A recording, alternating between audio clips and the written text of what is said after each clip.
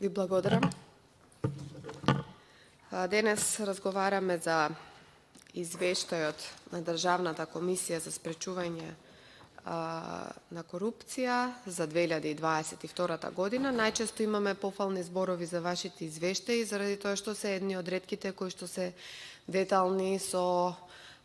многу опишани сегменти и навистина мора да признаеме дека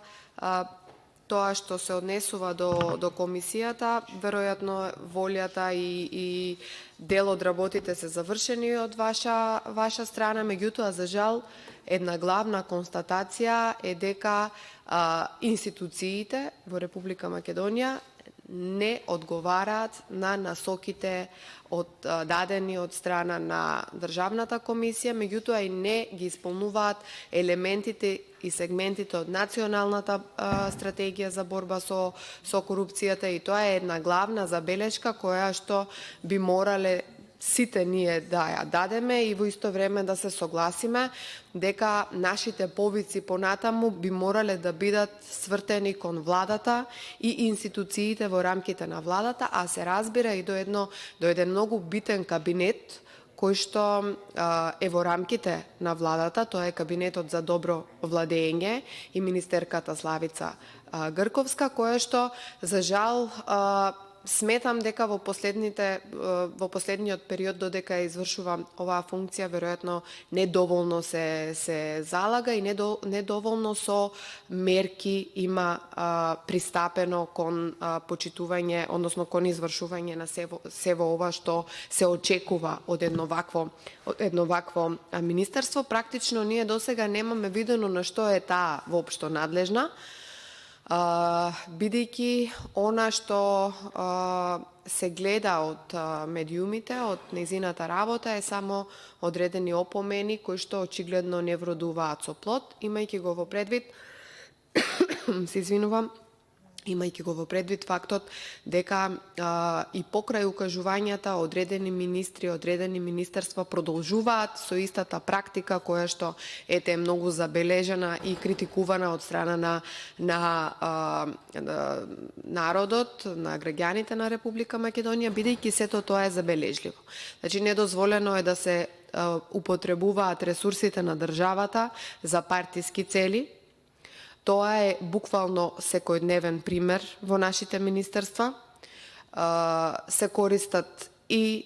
државните владини возила за приватни и за партиски цели, меѓутоа гледаме дека се злоупотребуваат и други ресурси кои што ги има владата или ги имаат министерствата, а кои што се буџети на граѓаните, односно се трошат парите од граѓаните спротивно на сето она што се нарекува добро владење. Значи, првичната моја забелешка би била таа и навистина би сакала во некоја друго разгледување на комисијата, или еве се надавам дека конечно на дневен ред ќе се стави и стратегијата или напредокот за реализација на стратегијата за борба против корупцијата, каде што би ја поканиле и Министерката за добро владење, заради тоа што верувам дека е неопходно да го слушне и директно од нас, меѓутоа и од вас како комисија за Државна комисија за спречување со корупција, она кое што е перцепцијата на јавноста и зошто перцепцијата на јавноста е дека државата воопшто не се бори со корупција. Ако би требало сликовито да го објаснам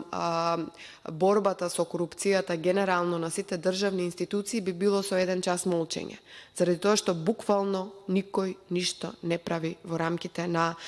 министерствата, во рамките на надлежните институции кои што имале дадено конкретни задачи и кои што за жал се уште не одговараат. Значи, недоволно владење на правото е една од сликите кои што ја осликува целата, односно осликува како една од основните забелешки на Република Македонија, а исто така и намалувањето на процентот на реализација на националната стратегија е она кое што јас би го кажала како една од првите работи во ова мое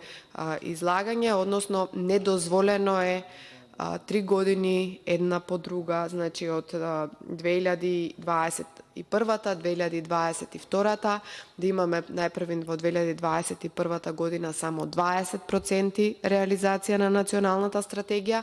2022 година од извештајот гледаме дека има само 10% реализација, а јас верувам дека 2023 година и со последниот случај на Бехтел и Енка и со последните скандали кои што буквално ја преплавија целата македонска јавност, како се трошат буџетските и народни пари, сметам дека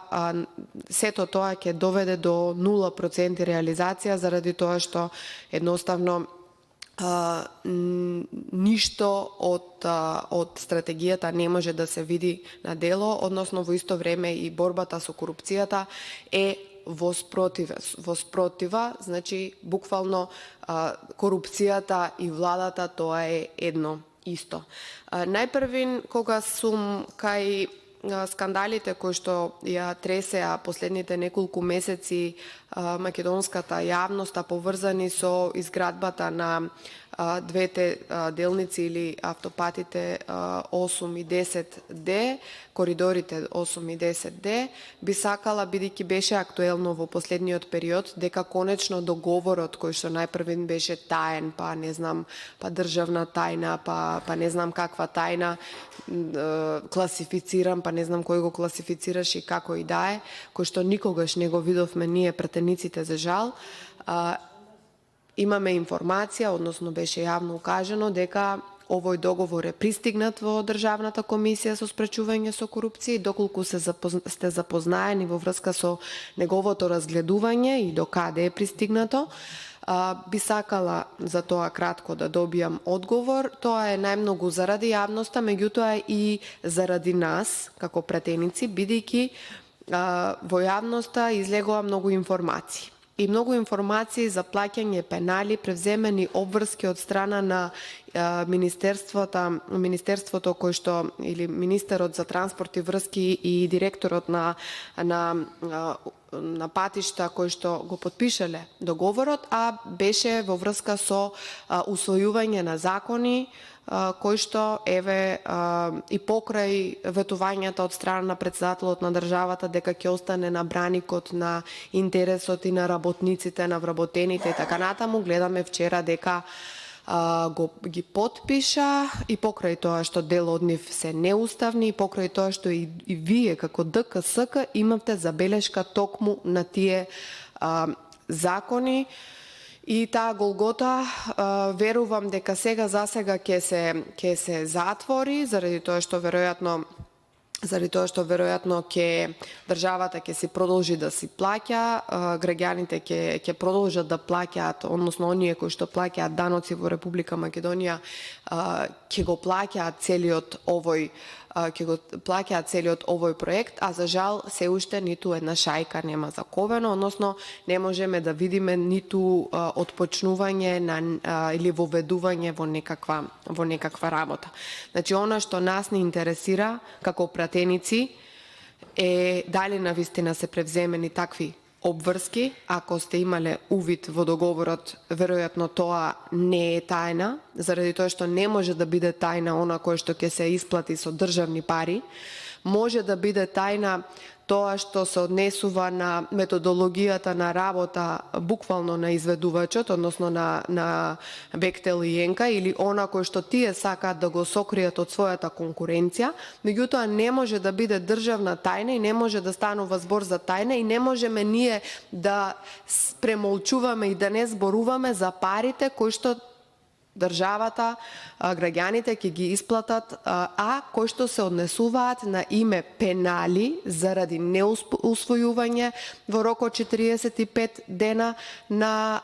законите кои што се однесуваат за работното време. Дали навистина работното време ќе биде до 72 часа, односно дали има други детали во овој договор и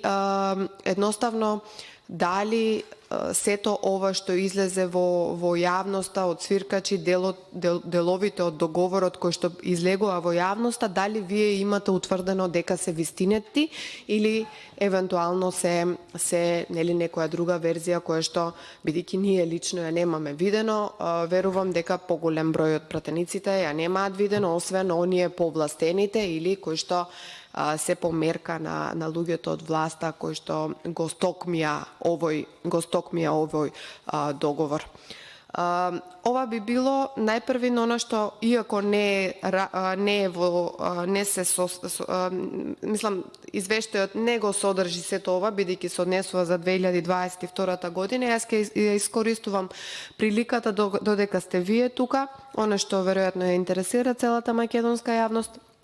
да се разјасни. Понатаму, она кој што би сакала да го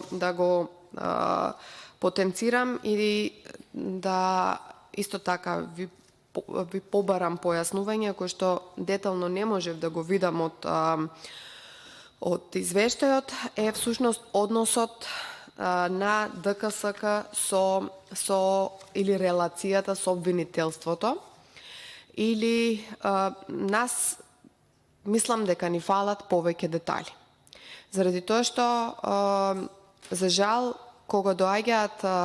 овде и државниот јавен обвинител со својот извештај и судскиот совет со својот годишен извештај и со советот на јавни обвинители со својот извештај, таму нема никакви детали, таму е обична статистика. Значи, буквално тие едноставно не сакаат да разговараат за детали, а она кое што ние го забележуваме од извештаите на ДКСК се генерално забелешките на многу малку или ич, би можела да речам, постапување на обвинителството по поднесените пријави од страна на ДКСК. Или еве гледаме дека во текот на 2022 година ДКСК поднела 12 иницијативи до надлежните јавни обвинители, од кои што една е отфрлена. И сега една може да биде отфрлена поради различни причини. Например, би било добро да знаеме дали е тоа отфрлување поради застареност, може да постојат повеќе причини за тоа и навистина ме интересира која е таа иницијатива која што е отфрлена и вика 11 иницијативи се во тек. Вакви иницијативи до основното јавно обвинителство во 2021 година имало 7 и за сите 7 постапувањата се во тек. И сега, мене ме интересира нешто кој што може би ќе ви биде чудно, меѓутоа јас работев во државна институција и најчесто знам дека ако имате одредена иницијатива, одредено барање, во одредено писмо до било која институција, тие најчесто молчат или тешко постапуваат. Сега многу е добро да се користи институтот представка, заради тоа што согласно овие законски одредби, секоја институција има можност да достави дополнителна представка или тоа е всушност еден вид на ургенција со која што ќе побара писмена информација до каде е целата, например, до каде е таа иницијатива која што е претходно поднесена од ДКСК. И сакам да прашам, бидејќи последната година, кога разговаравме тука со претседателката на комисијата на ДКСК, имаше една изјава дека досега има, не знам, поправете ме ако грешам, ама над 600 иницијативи воопшто од постоењето на ДКСК доставено околу 700-800 иницијативи. Не сум сигурна точно колку беше бројката, меѓутоа огромен број на иницијативи до основните јавни обвинителства за кои што значи минорен е едноцифрен бројот на кои што имаат позитивно одговорено или навистина имаат отворено одредена истрага или понатаму се претворило тоа во одреден предмет. Дали ДКСК пушта повремено вакви представки или барање на дополнителни информации каде е застаната процедурата за одредена иницијатива Дали од страна на обвинителствата одговараат навремено во врска со овие поднесени иницијативи или доколку навистина не е тоа пракса. Еве, например, една идеја дека тоа може да биде пракса така што едноставно ќе го знаеме патот на предметите, односно дали е вистина констатацијата дека обвинителствата ги чуваат предметите за високите државни представници на власта која што е предводена од СДСМ и ДУИ во нивните фиоки. Тоа е она кој што ние како пратеници сакаме да го знаеме, односно тоа би бил наш дополнителен аргумент плюс кога би разговарале на овие седници како што е оваа сега, ако го разговараме со јавното обвинителство или со државниот јавен обвинител или со председателот на судскиот совет, председателот на советот на јавни обвинители, бидејќи замислете од страна на советот на јавни обвинители во последната година има поднесено само една иницијатива за дисциплинска постапка, а при тоа во нивниот извештај се нотира дека има случаеви каде што постои нарушување на правилата на постапување од страна на јавните обвинители, меѓутоа ништо суштинско се нема десено. Кога сите овие институции покрај подпишување на меморандуми на соработка и тоа што го направи изминатиот период министерката Грковска, што отиде да подпише меморандум со соработка со обвинителството, не е суштинска работа. Ние сакаме резултати кога станува збор за поднесени иницијативи, бидејќи еве и ние како ВМРО ДПМНЕ се наоѓаме во многу слична ситуација со вас, дури и јавно со пресконференции поднесуваме одредени иницијативи до обвинителството, меѓутоа со месеци, со години немаме никаков одговор или имаме само одговор дека иницијативата или поднесената пријава е отфрлена без никакви детали зошто е истата отфрлена и дали ние треба да се потрудиме да најдеме дополнителни документи или докази кои што бија потврдиле таа иницијатива. Значи, исто така,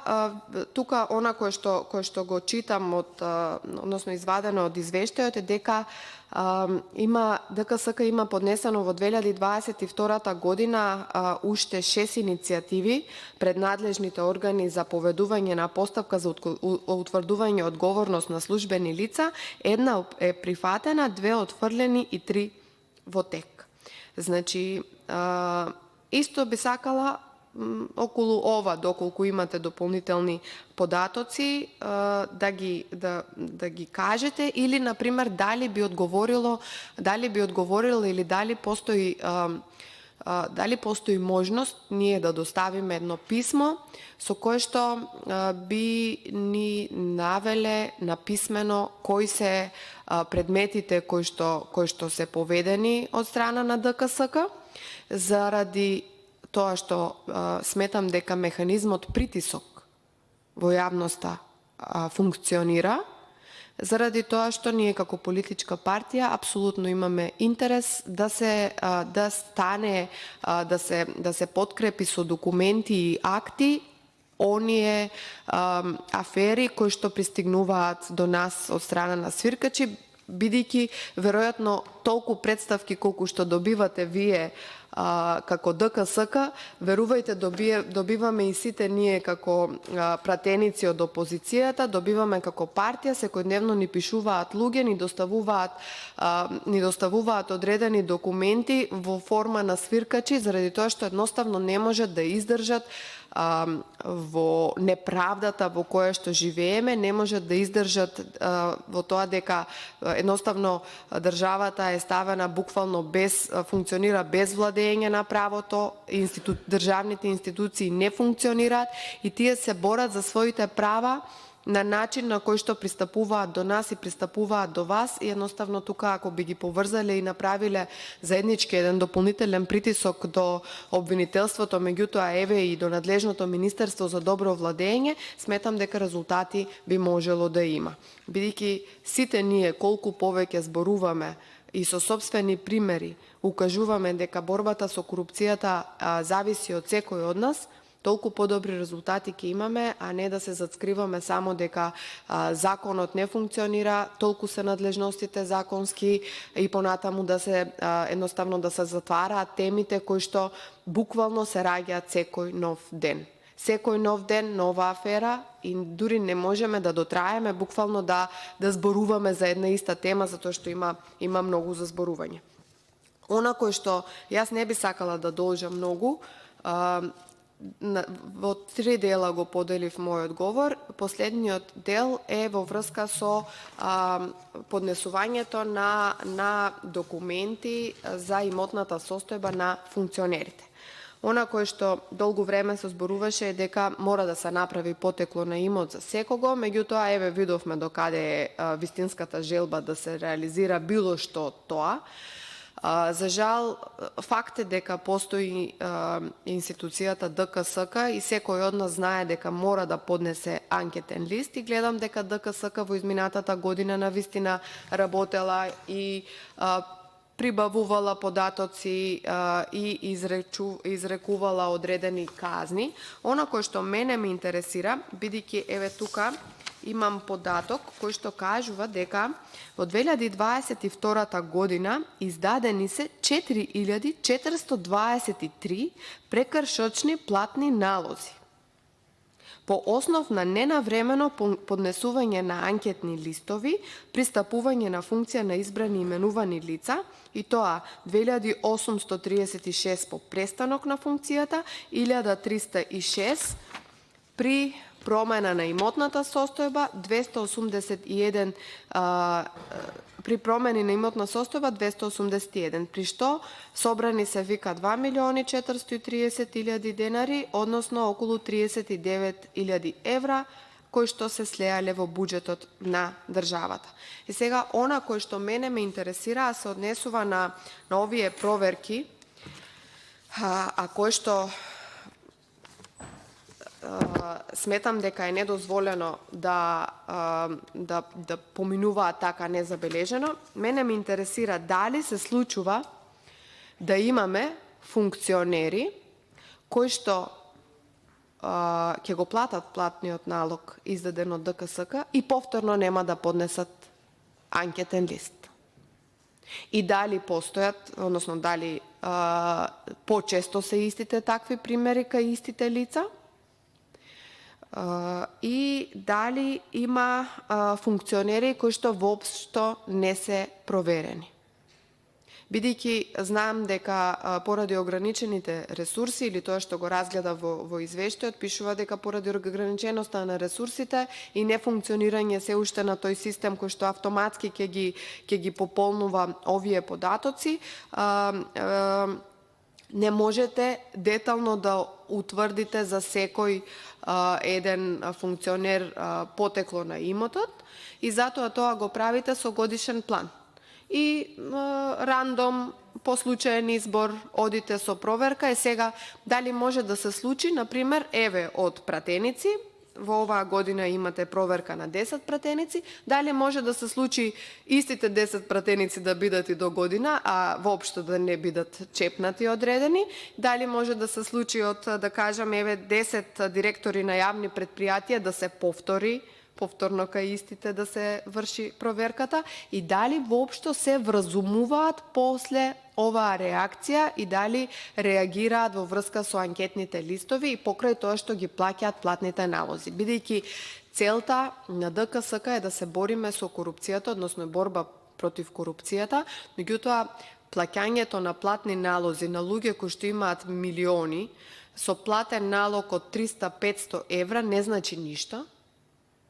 И ова не значи борба, односно ова не го носи посакуваниот резултат. Посакуваниот резултат е дека секој еден функционер да се створи чувство на одговорност и во исто време пред влегување во функција, по завршување во функција, да покаже дека работел честно и достоинствено, си работел за платата и она што можел да го стекне во овој период додека е на функција, едноставно може да се подкрепи со документи, факти од преку сметки и така натаму. Бидејќи се сеќавате многу добро, ВМРО-ДПМН излезе со една афера броило, мислам дека ми се чини, се викаше, имаше и една афера со непријавени имоти и дали, например, еве по наша иницијатива би можело дел од овие државни функционери, директори, кои што се за годишна проверка од страна на ДКСК, да бидат токму тие за кои што веќе излеговме со одредени податоци дека имаат непријавен имот. Јас до тука би завршила, доколку имате одредени податоци, ова е заради јавноста, значи едноставно нашата соработка и отварање на темите е секогаш добро и не е на одмет. Она кој што го гледаме од извештајот е дека вие се трудите и со ресурсите и со средствата кои што ги располагате, да, од година до година секогаш не е на одмет да се подобруваат и условите и ресурсите, да се зголемува и кадарот, меѓутоа сметам дека во иднина, и со ова ќе завршам, сметам дека итно е потребна и измена на надлежностите и на законот за кој што треба да седнеме и да го сработиме заедно, со посредство на многу пријатели кои што ги имаме, а кои што се залагаат за борба против корупцијата и меѓународни партнери, се разбира, и да не дозволиме да продолжат да се откажуваат меѓународните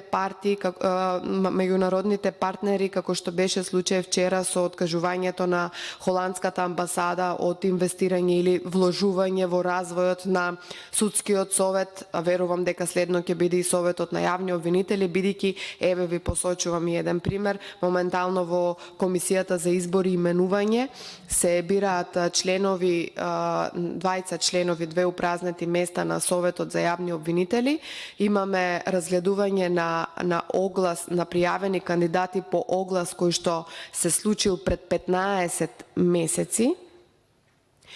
Пред 15 месеци се имаат пријавено само 3 кандидати, од кои што едниот е стручен соработник, вториот е секретар и третиот е разрешен јавен обвинител токму од Советот на јавни обвинители, на кој што член сака да биде денес. И дали не е нормално меѓународните партнери, оние кои што инвестираат буквално милиони во институциите како што се Судскиот совет, Советот на јавни обвинители, или еве и други правосудни органи, да се откажат од било какво инвестирање. Ви благодарам.